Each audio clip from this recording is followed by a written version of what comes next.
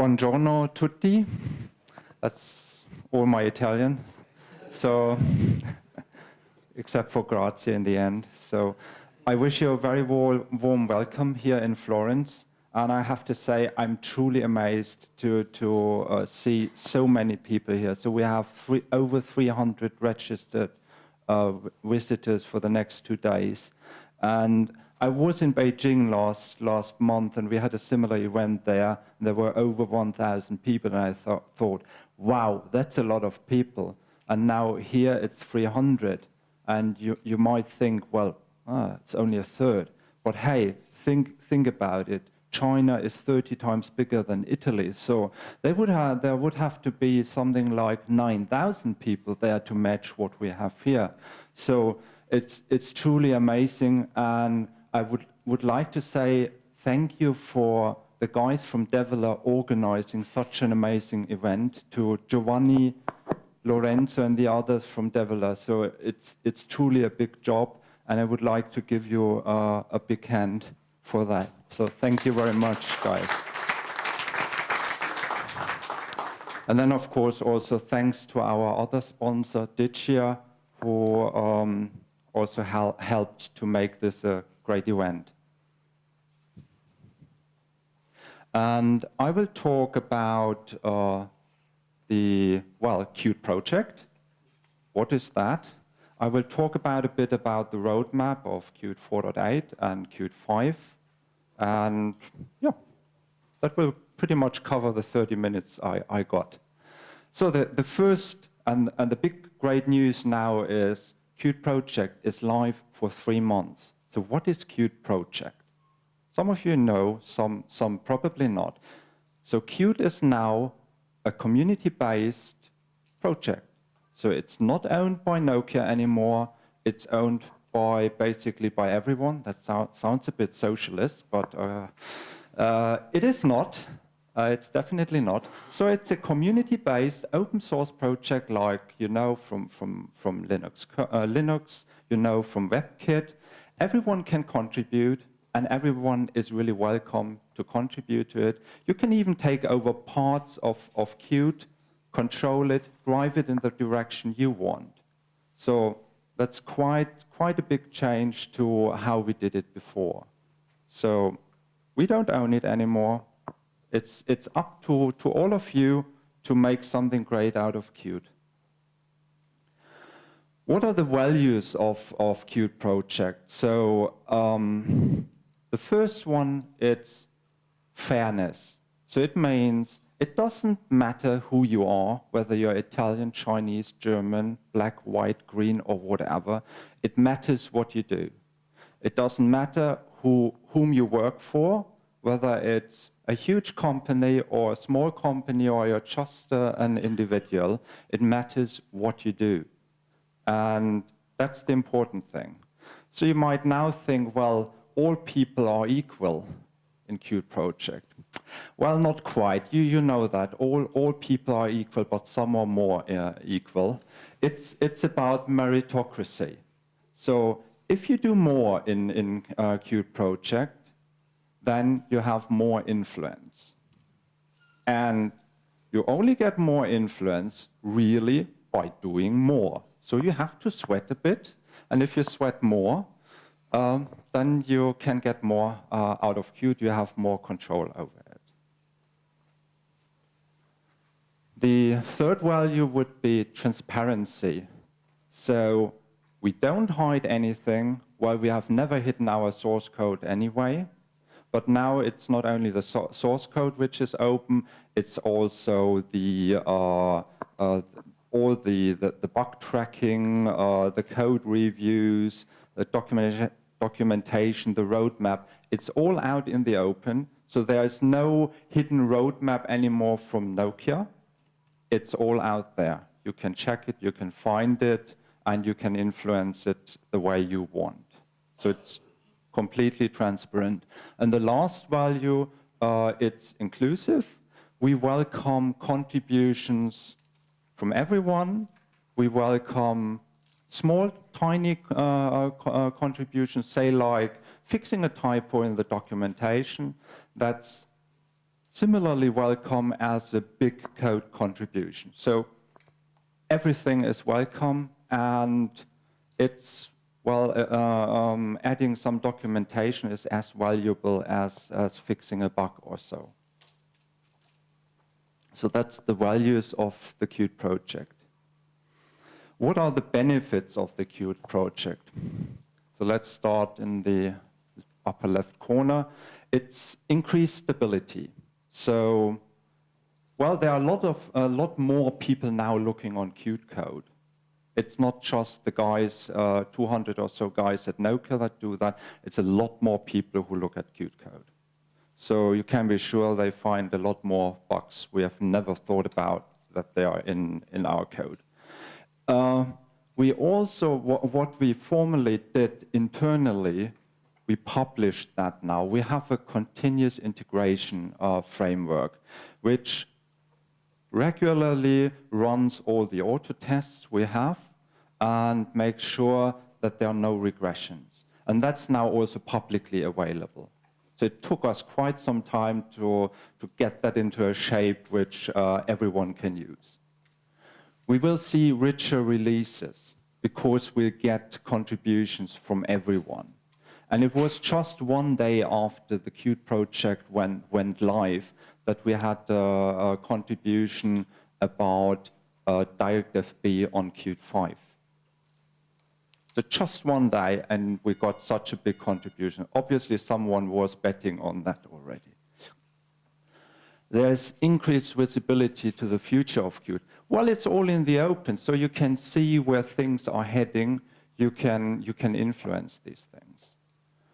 And obviously, and we talked about that already, you can make Qt fit for your needs. You can actually take over control of, say, a sub-project of Qt. If you're in the, say, in the automotive industry and you need voice control for your in-vehicle infotainment system, you can build that. And you have the control about that. And as Manuel and Daniele already mentioned, well, you have a lot of really great opportunities to use your Qt knowledge. So there are over 100 million Symbian phones out there for which you can write Qt applications. And that's just the current status. There's much more to come. What are the project roles? So let's start from the bottom. You have the contributors. So contributions mean code contributions, means bug fixes, writing wiki articles, writing documentation. That's all contribution. And everyone can contribute to that. Then on the next level, you have the approvers.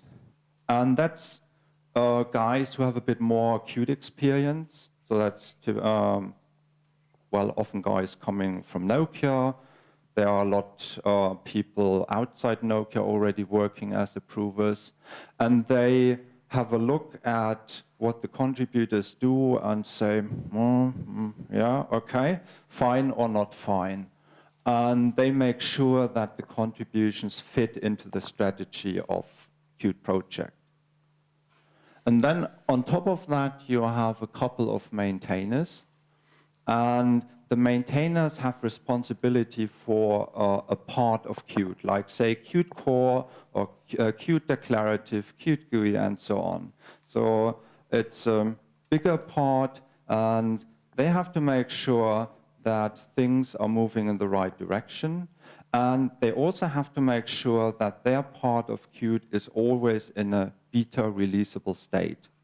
So they have to make sure that all the tests are going through, that there are no regressions and so on, and they have to keep their part of the code releasable.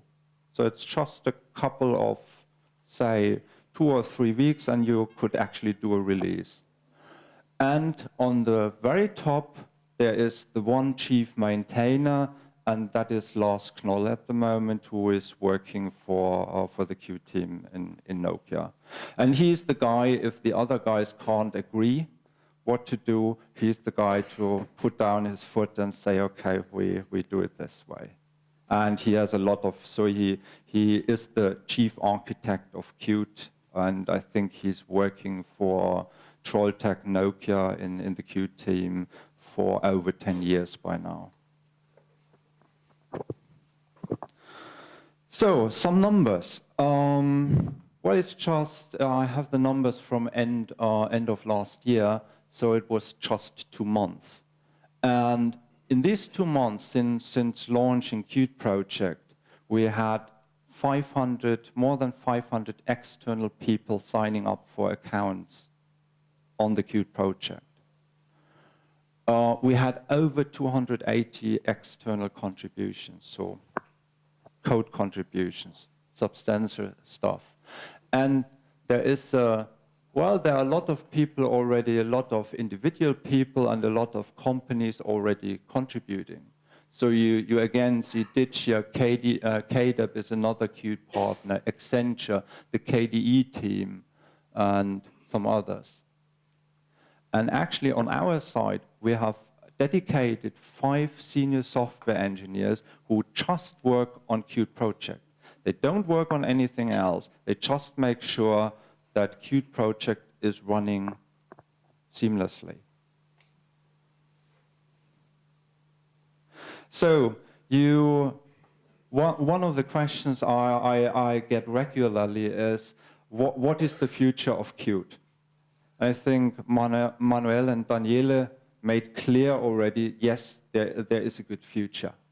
And there are always some worries, but I think there is nothing to worry here. So if you look at the current status, there are over 100 million Symbian phones out there for which you write your applications with Qt. And actually, the UI of these phones is written in Qt. So it's written in QML. So that's a hell of a lot of phones you can write Qt applications for. Then we have, well, then there are I think a couple of million MeeGo phones out there, so the N9 phones, and I think you can win a couple of N9 phones here during the event. Very nice phone, love it. And then there is our strategy of getting the next billion people to the internet through mobile phones. Hopefully Nokia mobile phones, obviously. And Qt is a core part of that strategy. So the way to write applications for these next billion mobile phones will be Qt. So you will write your applications with QML. So if you happen to know Qt and QML from your projects in your companies, well, that's a good way to monetize on your skills. That's a lot of phones there. And it will be typically, so the target market for that will be the BRICA countries, so Brazil, Russia, India, China, Africa, and so on. And there is another sign that we are doing well and that there is a future. First of all, we have about over 200 developers working on Qt and nothing else but Qt. And we are hiring. So if you want to come to lovely Oslo and enjoy a real winter and fantastic summers, yeah, that might be your opportunity. Just try to find Benedicte. She will be here tomorrow, and probably at the real-time help desk. And otherwise, well, there's this option to find her, and that's your first challenge, to figure out how to poke her and find her. Or you can just go the traditional way and look it up on our website. So there are a couple of openings, and we are hiring.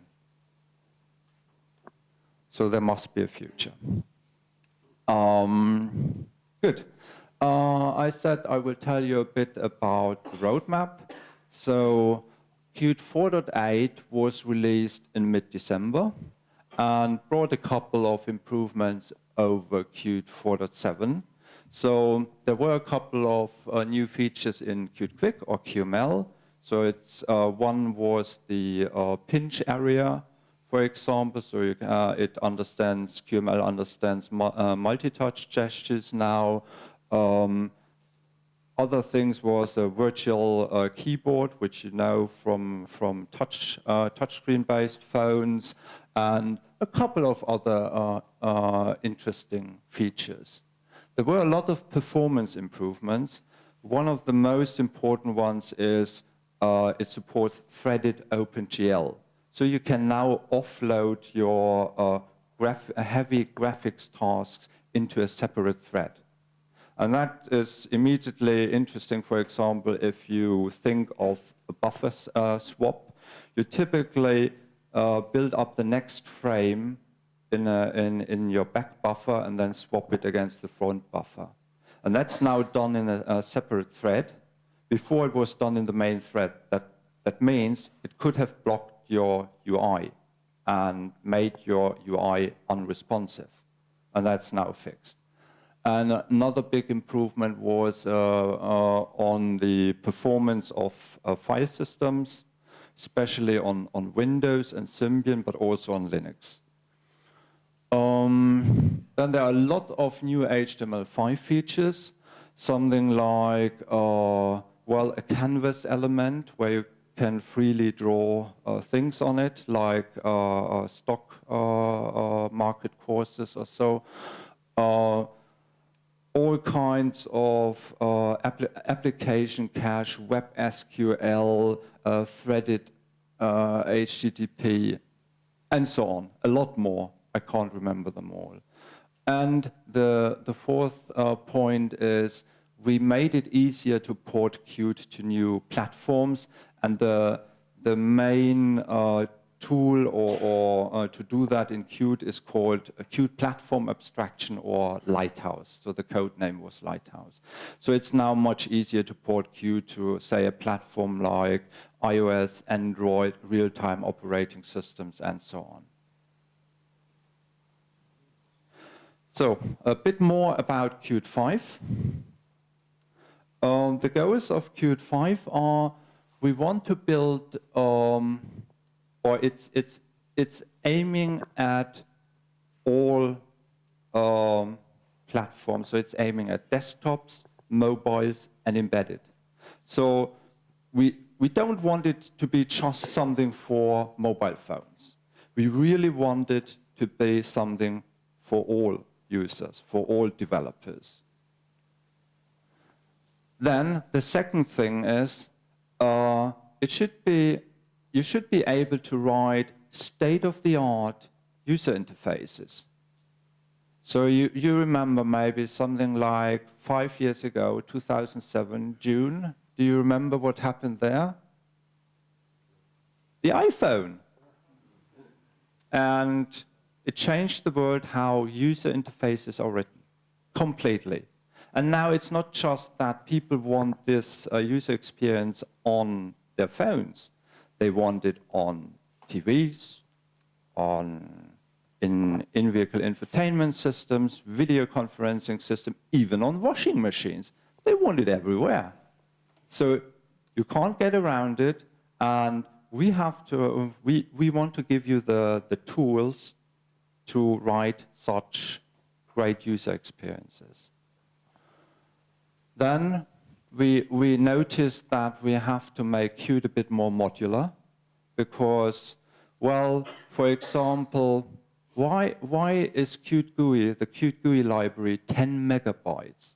If you write a QML, if your UI is purely QML, and that's where, say, embedded systems or mobile phones are going, then you don't need 5 of these 10 megabytes. But to get rid of these, that was a really hard task. So, and what we did in Qt 5, for example, we split that up into smaller parts, one just for QML and the other part for desktop widgets. And we did a lot more modularization. And that, in the end, that leads to a smaller footprint. And this time, we made sure that the move from Qt 4 to Qt 5 is much smoother than the move from Qt 3 to Qt 4. So that was really That was really a tough one, and I was actually, at that time, I was working for another company, and I had to migrate complete IDE to, from Qt3 to Qt4. That was hell.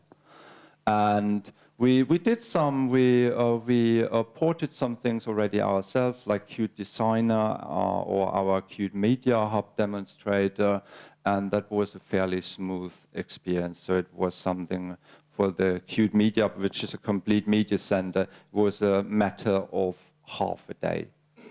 So expect it to be much smoother. What is new in Qt 5?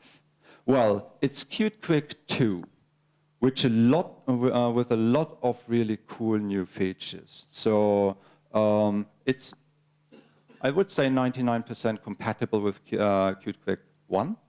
And you get new things like a canvas element, you get particle effects, which you need in games, and well, a lot of more stuff. And the most important thing, I think, and that goes hand in hand with the third point here, is in Qt 5, QML will be mapped directly to an OpenGL scene graph. So that means, on one hand, you have the ease of writing programs with QML. On the other hand, you have the great performance of OpenGL, but you don't have to write your programs in OpenGL. And that's a tremendous performance boost. So that really makes things extremely fluid. And we have a new structure, and I'll have a quick look at that later. And we go on with using Qt Platform Abstraction or Lighthouse for porting to other platforms. So that's now the default in Qt 5. So the structure of Qt 5 looks like that. So we have here the essentials.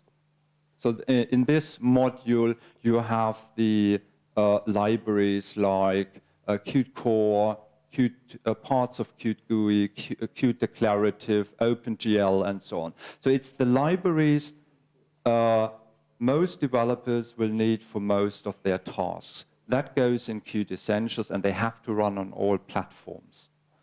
In Qt add-ons, you will find libraries, say, like the Qt Quick components, or a lot from the former mobility libraries, which are just interesting in a certain context, but not for everyone. And then you have a module called Tools, where you basically find Qt Creator, our IDE, you find QMake, the internationalization tools, and so on. And Qt will run by default on these 4 platforms, so that's the 3 desktop platforms, and that's also 2 embedded platforms, so Linux with a Wayland window manager and with an X11 window manager. And there are already many more platforms available there, so Linux and DirectFB, and iOS, Android, real-time operating systems, and so on. I mentioned that already. And what are the milestones? Well, feature freeze will be soon. Then the beta release will be in early spring, so March, April timeframe. The release will be in the first half of this year, so think about June before we go on holiday in Norway. So, and holiday season is July. Talked about that, so migrating from Qt 4 to Qt 5 will be much smoother than before. And what comes after Qt 5? I think the most important thing to understand is Qt 5 will have a time-based release schedule. So we will have 2 releases every year, so like Ubuntu does it. And if you get your features in for that, it's fine. If not, well, you have to wait for the next release. We won't delay releases anymore for more features to get in. What you get in, what not is out. Fairly simple. Okay, that's it. Thanks a lot.